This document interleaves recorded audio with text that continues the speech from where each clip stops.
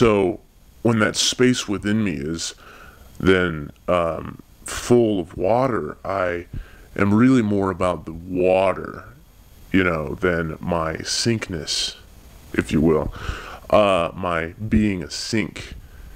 That identity of self and me, it's really erased then, and I'm more about the water itself, that which I'm holding.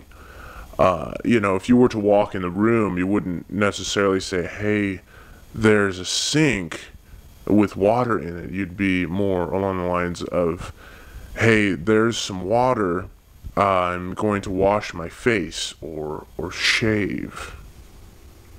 One of the most important aspects is that the filling and the draining are things that are outside of my control. There's a stopper and a drain, and these are things that are part of my whole world, so to speak, but they're not necessarily under my control. My identity of sink, myself, are not things that control these events.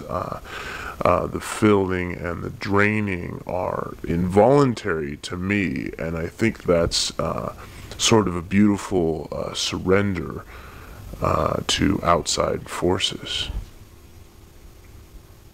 So I'm just mainly concerned with creating an empty space within me for that water to enter in, really.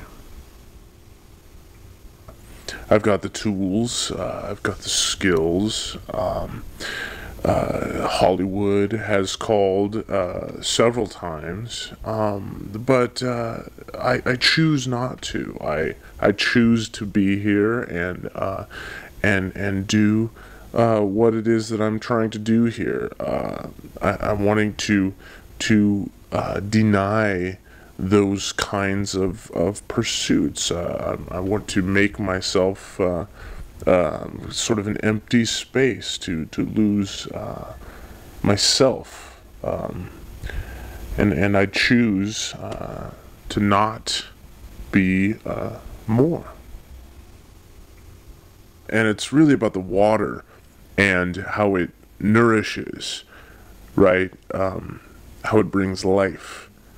And you could sit back and you can say, well, this stuff falls from the sky and whatever, but it needs a place to go, right? It needs a place to be. And what are you going to do? You're going to stand out in the rain and try to hold it in your hand or something like that? No, I don't think so. The water needs a place to go. It needs an empty space for it to fill and be.